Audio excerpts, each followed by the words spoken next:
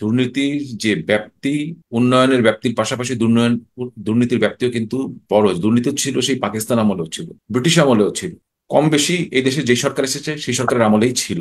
কালের পরিক্রমায় দুর্নীতির সেই রেশ বা দুর্নীতির যে সেই লাগামটা কিন্তু টেনে ধরা যায়নি। উত্তরোত্তর উন্নতি হয়েছে দেশের জনগণের, মানুষের, এবং কিছু ব্যক্তির দুর্নীতির জন্য ফ্লাড গেট অর্থাৎ বড় ধরনের আপনার দ্বার উন্মোচিত হয়েছে। শুনেন, সবকিছু কিন্তু কাগজে কলমে হয় না, সবকিছু আইনেও হয় না।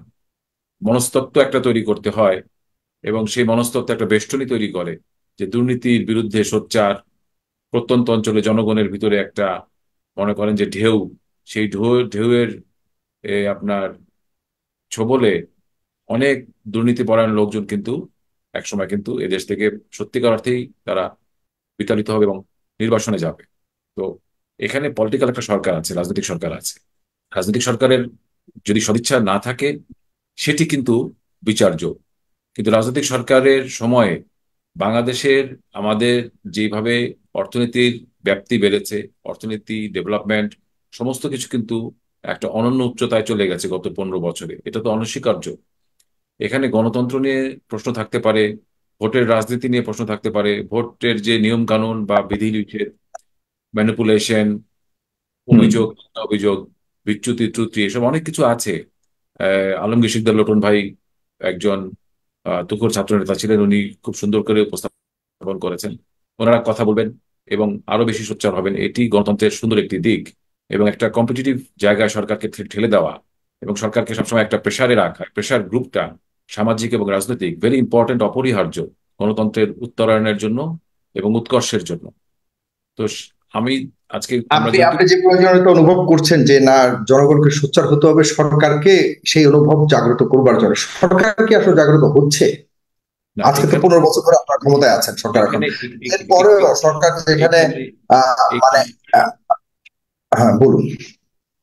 এইখানে একটা খুব ইম্পর্টেন্ট বিষয় হচ্ছে কি, যে দুর্নীতির যে ব্যাপ্তি, উন্নয়নের ব্যাপ্তির পাশাপাশি দুর্নীতির ব্যাপ্তিও কিন্তু বড়। দুর্নীতি ছিল সেই পাকিস্তান আমলেও ছিল, ব্রিটিশ আমলেও ছিল, কম বেশি এই দেশে যে সরকার এসেছে সেই সরকারের আমলেই ছিল। এবং স্বাধীনতার পরে দুর্নীতি যদি চলে যেত, তাহলে তো বঙ্গবন্ধুকে বলতে হতো না উচ্চকিত কণ্ঠে যে আমি দুর্নীতিবাজদের বিরুদ্ধে এবার দ্বিতীয় যুদ্ধ ঘোষণা করলাম। এটা বঙ্গবন্ধু বলেছে, ইটস অন রেকর্ড, এটা আমরা শুনি আজকাল। তো হুম। অবস্থা কিন্তু স্বাধীন দেশেও খুব একটা ভালো ছিল না, যার জন্য বঙ্গবন্ধু সরকারকে বিপর্যয়ের মুখে পড়তে হয়েছে। সামাল দিতে গিয়ে তাদেরকে কঠিন সময়ের মুখোমুখি হতে হয়েছে। হুম। কিন্তু নিজে তেজদীপ্ত কণ্ঠে উচ্চারণ করেছিলেন দুর্নীতিবাজদেরকে উনি রেহাই দিবেন না। সবাই পেয়েছে সোনার খনি, আমি পেয়েছি দুর্নীতিবাজদের খনি, চোরের খনি, বলেছেন উনি খুবই আবেগীয় কণ্ঠে, কিন্তু হুঙ্কার দিয়ে বলেছিলেন। ওনার স্বভাবগত যেই হুঙ্কার ছিল সেরকম ভাবে বলেছিলেন এবং উনি এটা মিন করেছিলেন।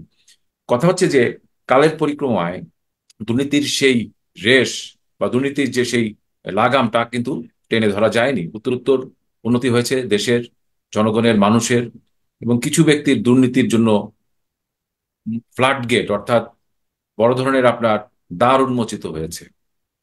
এবং আমাদের এখানে সমস্যা কোথায়, যে ফ্রেমওয়ার্ক গুলা ঠিক নাই, ইনস্টিটিউশনাল হুম। গুলা কিন্তু ঠিক নাই। যেমন হুম। আপনার এই যে বললেন যে সেটা গোলাপ ফুলকো এখানে সাহেব, উনি এখানে একজন ডেপুটি স্পিকার, জবাবদিহিতার ওনার একটা ছেলে বিষয় হোক আছে, আমি আর আমি ছোট্ট করে আমার বলতে ছেলে হোক, শুনতে চাই। দাঁড়ান দাঁড়ান দাঁড়ান দাঁড়ান দাঁড়ান জবাবদিহিতার দাঁড়ান, বিষয়টার মধ্যে কি আপনি মনে করেন শরীফ যে ভাই, সরকারের যে জবাবদিহিতার জায়গাটি আসলে স্বচ্ছভাবে সরকার একটা কি মিনিট, জবাবদিহিতার একটা মুখে মিনিট বলতে করতে দেন, পারছে? সেখানে দরকার হলো গণতান্ত্রিক পরিবেশ। দর্শকরা সবচেয়ে বেশি উদ্বেগ একটা যেখানে, যে মিনিট, গণতন্ত্র একটা মিনিট কথা বলতে দেন। গণতন্ত্রের যথেষ্ট এখানে গ্যাপ রয়েছে, অনুপস্থিতি রয়েছে। সেই কারণে আসলে একচেটিয়া ক্ষমতার কারণেই আসলে এই দুর্নীতি করতে একটা পক্ষ সাহস পাচ্ছে, যেখানে জবাবদিহিতার অভাব রয়েছে। সেই না, সুযোগটা নিচ্ছে।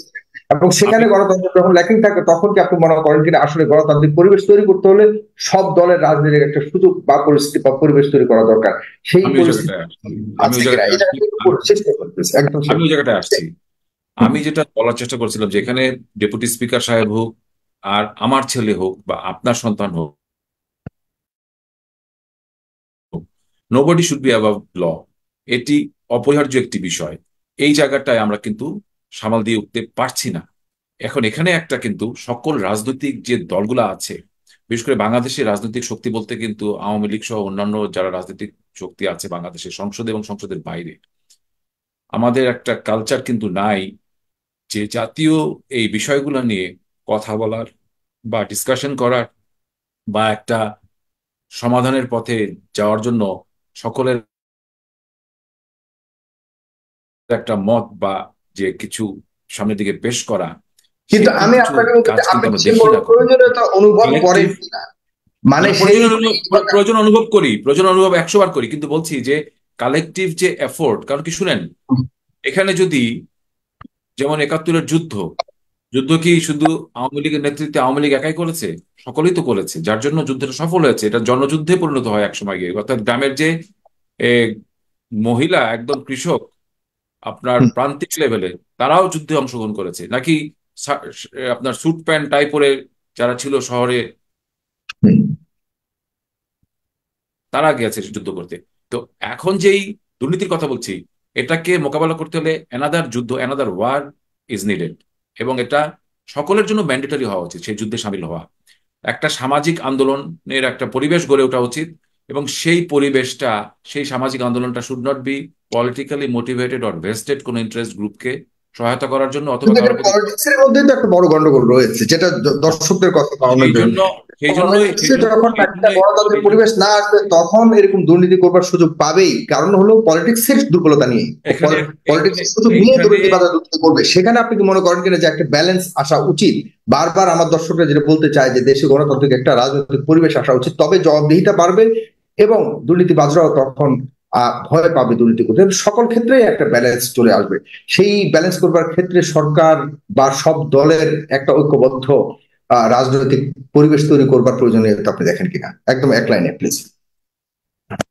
সাগর ভাই, সাগর ভাই, এই দেশে কিন্তু অতীতের অনেক ঘটনা আছে যেগুলা কিন্তু পলিটিক্যাল যে বিষয়গুলো যে বলছেন, যে পলিটিক্যাল একটা ঐক্যমত যে হবে, আমিও আশাবাদী যে হোক। রাষ্ট্রীয় বড় বড় গুরুত্বপূর্ণ বিষয় পলিটিক্যাল একটা কালেকটিভ একটা প্ল্যাটফর্মে সকলে এক জায়গায় দাঁড়াক, এবং সেই জায়গা থেকে একটা কমন একটা গোল সেট হোক হুম, রাষ্ট্রকে সংস্কারের জায়গায় নিয়ে যাওয়ার জন্য। হুম, বিশেষ করে দুর্নীতির মতো যে বিশাল একটা কর্মযজ্ঞ এখন সারা বাংলাদেশে দেখা যাচ্ছে, সেটাকে টেনে হুম, ধরার জন্য কিন্তু শুধু সরকারের একক পক্ষে বা আইন শৃঙ্খলা রক্ষাকারী বাহিনী একক সম্ভব নয়। It needs the help of the social workers, তারপরে আপনার সিভিল সোসাইটি, তারপরে আপনার পলিটিশিয়ানস, স্টুডেন্টস, প্রফেশনালস, সকলের হুম, কিন্তু একটা প্ল্যাটফর্মে আসতে হবে। এটা যদি কালেকটিভ এফোর্ট না হয় এবং সকলে যদি সেই ঐক্যবদ্ধ প্রচেষ্টার হুম, সঙ্গে সামিল না হয়, এক কাতারে না আসে, তাহলে পরে দুর্নীতির বিরুদ্ধে যে আমরা যে সোচ্চার হচ্ছি, কিন্তু কার্যকরী কোনো ভূমিকা বা কার্যক্রম নিতে পারছি না, বা যাই নিচ্ছি সেটা কিন্তু ব্যর্থতায় পর্যবসিত হয়ে যাচ্ছে, অর্থাৎ কোনো ভালো রেজাল্ট আসছে না, এবং সেখান থেকে কোনো কিন্তু লাগাম টেনে ধরা যাচ্ছে না। এইটির জায়গায় কিন্তু আমি বিশ্বাস করি যে পুরনো যে আমাদের যে ক্ষতগুলো আছে রাজনৈতিক, আনসেটেল যে কিছু ইস্যু আছে, সেসবকে যদি সেটেল না করে, স্কোয়ার আপ না করে, সেসবের সমাধান না করে, যদি আপনি মনে করেন যে সামনের দিকে সকলে মিলে গলায় হাত রেখে এগিয়ে যাবেন, সেখানে কিন্তু একটা বাধার বা একটা বিপত্তির একটা বিষয় রয়ে গেছে। অর্থাৎ এখানে কিন্তু একটা আহ গ্যাপ থেকে যাবে, থেকে যাবে। গ্যাপ থেকেই আমি যাবে, আপনার সাথে বা একমত। জি। একটা মিসিং মিসিং লিংক বলে এটাকে, মিসিং লিংক থেকেই যাবে। তো এরকম জি, একটা, আমরা কিন্তু একটা খুব খারাপ সময় পার করছি। আপনি মনে জি, করেন যে আমরা গণতন্ত্র নাই, বা যেইভাবে গণতন্ত্র মানুষ দেখতে চায় সেইভাবে হয়তো হুম, বিকাশমান হচ্ছে না, এটা একটা হয়তো বা কঠিন সত্য বা বাস্তবতা। কিন্তু এর পাশাপাশি অন্যান্য বাস্তবতাও আছে। সেই জি। বাস্তবতাগুলোকে পাশ কাটিয়ে ওই বাস্তবতাকে কিন্তু আপনার সামনের দিকে নিয়ে যাওয়া সম্ভব নয়। তো আমি খুব কায়মন বাক্যে বলতে চাই,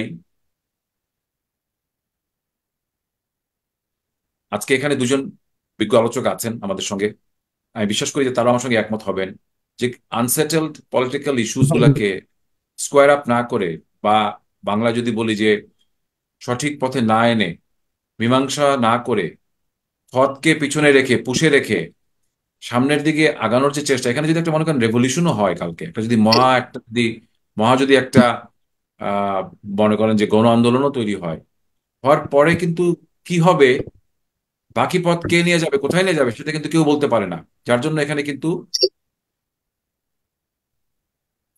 গণ আন্দোলন সফল হয় না, বা সফলতার আলটিমেট যে মানুষ যেই জায়গাটায় যেতে চায়, যেই বাংলাদেশ দেখতে চায়, সেটি কিন্তু কাঙ্ক্ষিত লক্ষ্যে যেতে পারেনি।